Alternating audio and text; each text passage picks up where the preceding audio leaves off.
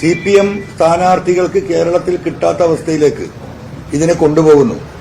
ആ ബഹുമാനപ്പെട്ട മുഖ്യമന്ത്രിയുടെ ആ നയത്തിനൊപ്പം പാർട്ടി കൂടി നിൽക്കുന്നത് എന്തിനാണ് എന്ന് കേരളത്തിലെ ജനങ്ങളോട് ഒരു ഘട്ടത്തിൽ പാർട്ടിക്ക് വിശദീകരിക്കേണ്ടി വരും. അത്ര മോശമായ അവസ്ഥയിലാണ്.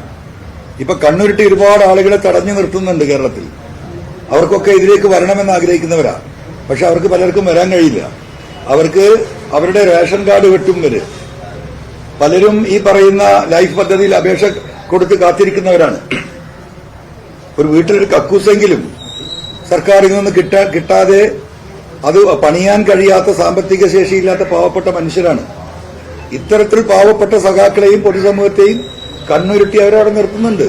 പക്ഷെ ഇവർക്കൊക്കെ പ്രതികരിക്കാനുള്ള ഒരു ദിവസം വരും. അത് തെരഞ്ഞെടുപ്പാണ്. ആ തെരഞ്ഞെടുപ്പിൽ ഇന്ന് പാർട്ടി ഈ ഒരു കാര്യത്തിൽ ഒരു പുനർവിചിന്തനം നടത്തിയിട്ടില്ലെങ്കിൽ കേരളത്തിൽ കമ്മ്യൂണിസ്റ്റ് പാർട്ടിയുടെ അവസാനമാണ് എന്ന കാര്യത്തിൽ ഒരാൾക്കും തർക്കമുണ്ടാവില്ല. അതാണ് നമ്മൾ കണ്ടുകൊണ്ടിരിക്കുന്നത്. അത് ബഹുമാനപ്പെട്ട പ്രിയപ്പെട്ട പാർട്ടി സഖാക്കൾ അത് മനസ്സിലാക്കുന്നുണ്ടാവും. ഇന്ന് നിങ്ങൾക്ക് കാണാൻ ആയിരക്കണക്കിന് സഖാക്കൾ വരുന്നത്. ഇവരെന്താ പറയുന്നത്? അവിടെ വരുന്നവരൊക്കെ വർഗീയവാദികളാണ്. ഇപ്പം നിലമ്പൂരിൽ വന്ന 10,000-കണക്കിന് ആളുകൾ വർഗീയവാദികളാണ്. ഇന്ന് മഞ്ചേരിയിൽ വരാൻ പോകുന്ന 10,000-കണക്കിന് ആളുകൾ. അപ്പം കേരളത്തിലെ ഏറ്റവും വലിയ ശക്തി എന്ന് പറയുന്നത് വർഗീയവാദികളാണ്. അതിന് ഉത്തരവും പാർട്ടി പറയേണ്ടി വരും. അങ്ങനെ ഇവരൊക്കെ വർഗീയവാദികളായിട്ടുണ്ടെങ്കിൽ എന്തുകൊണ്ട് ഇവർ വർഗീയവാദികളായി? ഇവരുടെയൊക്കെ മുൻ ചരിത്രം എന്താ പെട്ടെന്ന് ഇങ്ങനെ വർഗീയവാദികളാകാൻ കാരണം? അതിനും ഉത്തരം ഈ പറയുന്ന പാർട്ടി നേതൃത്വവും ഈ പറയുന്ന CM-ഉം പറയേണ്ടി വരും. അതാണ് ആ വിഷയത്തെക്കുറിച്ച് എനിക്ക് പറയാനുള്ളത്. ഡിഎംകെയുടെ നേതാക്കൾ ഇന്നത്തെ പൊതുസമ്മേളനത്തിന് എത്തുമോ? അതുമായിട്ട് ഈ ചർച്ചയിൽ എന്താണ് അവരുടെ ഭാഗത്തു നിന്നുള്ള പ്രതികരണം? അത് ഇപ്പൊ പറയാനായിട്ടില്ല. ഇന്ന് പരിപാടികൾ കാണാനും ഒബ്സർവ് ചെയ്യാനും ഞാൻ ഈ പറഞ്ഞ നമ്മുടെ ഈ മതേതര സ്വഭാവമുള്ള ഉത്തരവാദിത്തപ്പെട്ടവരോടെ ഉണ്ടാവും. സ്റ്റേജിലുണ്ടാവില്ല, അവരോട് ഉണ്ടാവും. അതാ ജനക്കൂട്ടത്തിൽ കണ്ടെത്താൻ നിങ്ങളുടെ കഴിവാണ്. അപ്പൊ അത് നിങ്ങളുടെ കഴിവാ. ആ ജനക്കൂട്ടത്തിൽ എവിടെയെങ്കിലും ഇവരൊക്കെ ഉണ്ടാവും. ഇവര് ഈ കാര്യം പരിശോധിക്കാൻ വരുന്നവരാണ്. അതിൽ അവര് മാത്രമല്ല, വേറെ പലരും ഉണ്ട്.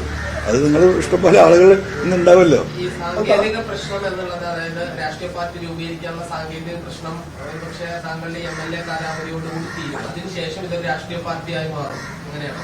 അല്ല, അതല്ല. നമ്മൾ ഉയർത്തിയ ഈ വിഷയങ്ങൾ സാമൂഹികമായി ഉയർത്തിക്കൊണ്ടുവന്നു.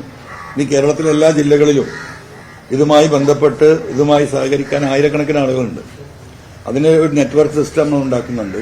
ഇപ്പൊ ഞാൻ ആകെ യോഗം നടത്തിയിരിക്കുന്നത് മലപ്പുറം ജില്ലയിലാണ്.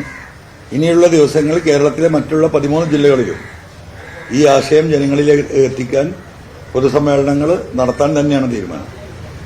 കണ്ണൂരിലെ പ്രബലനായ ഒരു പാർട്ടി നേതാവ് താങ്കളുടെ കൂടെ ഉണ്ടെന്ന് പറഞ്ഞു. അപ്പൊ ഡിവൈഎഫ്ഐ പറഞ്ഞ ഒരു പാർട്ടി നേതാവ് പോയിട്ട് പാർട്ടി അംഗം പോയിട്ട് താങ്കളുടെ കൂടെ ഉണ്ടെന്ന് ഡിവൈഎഫ്ഐ അത് പറഞ്ഞുകൊണ്ട് ഡിവൈഎഫ്ഐ ആരാ പറയുന്നത്? നേതാക്കന്മാരല്ലേ.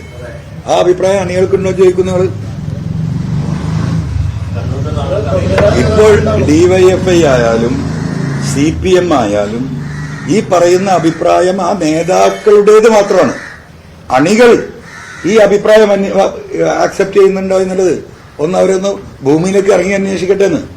ഇന്നത്തെ പരിപാടിയിൽ അങ്ങനെ അപ്രതീക്ഷിതമായ പ്രബലരായ നേതാക്കളൊക്കെ ഉണ്ടാകുമോ എന്നൊന്നും പറയാൻ പറ്റില്ല. ഇപ്പൊ അതൊന്നും പറയാൻ പറ്റില്ല.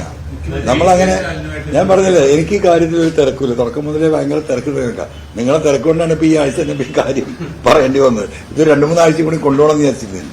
അപ്പൊ ഇനിയെങ്കിലും എന്നെ തിരക്കാതിരിക്കുക. ഞാനൊന്നുമല്ല ഈ ആളുകളായിട്ട് ഈ സാധാരണക്കാരായിട്ട് പോട്ടെ. ഇന്നിപ്പോ അവിടെ രാവിലെ പന്തല് വന്നപ്പോഴും ഉയർന്ന ചോദ്യത, പ്രബലരായിട്ടുള്ള ആരെങ്കിലും ഉണ്ടാവുമോ? ആരാ പ്രബലന്മാര്?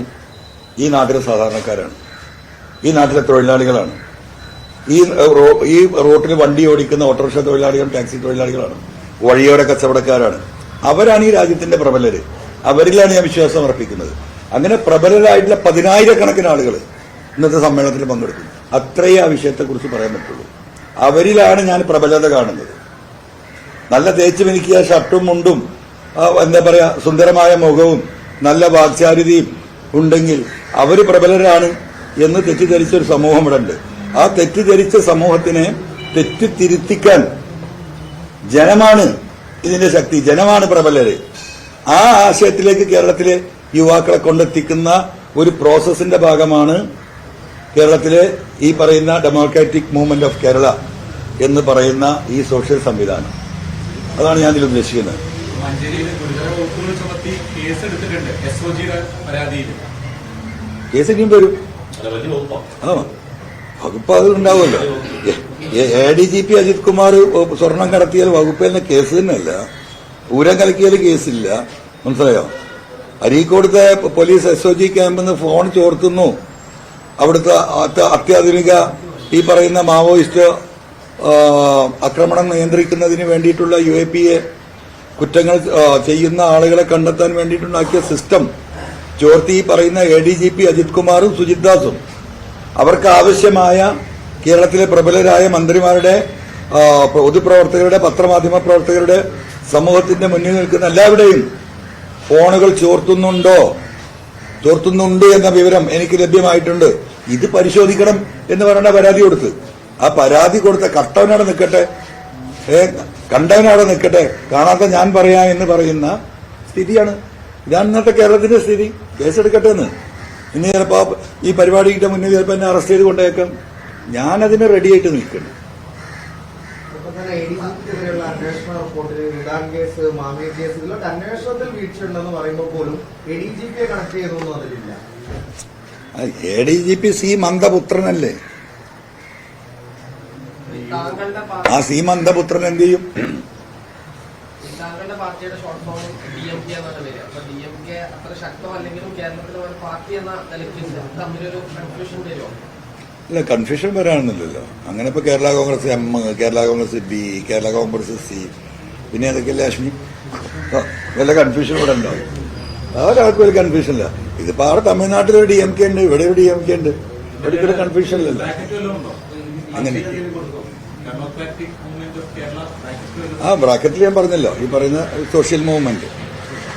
താങ്കളുടെ പാർട്ടിയോടുള്ള നിലപാട് വൈകാതെ UDF വ്യക്തമാക്കുന്നതാണ്. എന്നാൽ UDF ഒരു നിലപാട് സമദൂലമാണോ? ഞാനോ? ഞാൻ അതിനെക്കുറിച്ചൊന്നും ഇപ്പൊ ആലോചിച്ചിട്ടില്ല. ഈ എന്താ പറയാ, കുട്ടി പറക്കുന്നേ ഉള്ളൂ. ഇപ്പൊ ഇതുവരെ ഗർഭിണിയാണ്. ഇന്നേ പ്രസവിക്കുന്നുള്ളൂ. ഇതിങ്ങനെ എന്താ പറയാ, ഒന്ന് ഭൂമിയിലേക്ക് ഇറങ്ങി ഒന്ന് എന്താ പറയാ, ഒരു കാലുറക്കാനുള്ളൊരു ചെറിയ സമയമെങ്കിലും വേണ്ടേ? ജനം എന്ത് തീരുമാനിക്കുന്നു നോക്കാൻ നോക്കുന്നു. You will see. ഇത് ആരുടെയും കുത്തകയല്ല ജനം. അങ്ങനെ ചില ധാരണയിൽ നടക്കുന്നുണ്ട്. അപ്പൊ നിങ്ങളുടെ ചോദ്യത്തിൽ തന്നെ അതാണല്ലോ, എന്താ പ്രബലന്മാരുണ്ട്. എന്താണ് ഇതിന്റെ മീനിങ്? നിങ്ങൾ ഉദ്ദേശിക്കുന്ന പ്രബലന്മാരാക്കിയതാരാ? ഇനി ആ ആംഗിളിൽ നമുക്ക് സംസാരിക്കാം. ഈ നാട്ടിലെ സാധാരണക്കാരായ ജനങ്ങളല്ലേ. അപ്പം പ്രബലരെ അല്ലാതാക്കുന്നത് ആരാണ്? ഈ പറയുന്ന ജനതയാണ്. ആ ജനതയ്ക്ക് വേണ്ടിയാണ് ഞാൻ സംസാരിക്കുന്നത്. അവർ ഈ സമൂഹത്തിൽ എന്താ പറയാ നേരിട്ട വിഷയങ്ങളാണ് ഞാൻ ഉന്നയിച്ചത്. ഒരു ജില്ലയെ തന്നെ പരിപൂർണമായിട്ടും അപരവൽക്കരിക്കുന്ന രീതിയിൽ പറയുക മാത്രമല്ല, അത് ലോകം മുഴുവൻ എത്തത്തക്ക രീതിയിൽ ഡൽഹിയിൽ പോയിട്ട് പത്രസമ്മേളനം നടത്തുക. എന്നിട്ട് പിന്നെ ഞാനത് അങ്ങനെ പറഞ്ഞില്ല എന്ന് പറയാം. എന്താ ഇവർക്ക് പറ്റിയ PR ടീമിന് പറ്റിയ അമളിയാണെന്ന് പറയുക.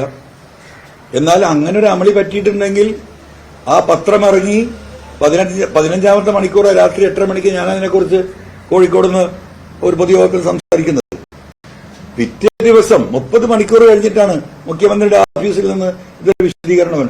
അങ്ങനെ ഒരു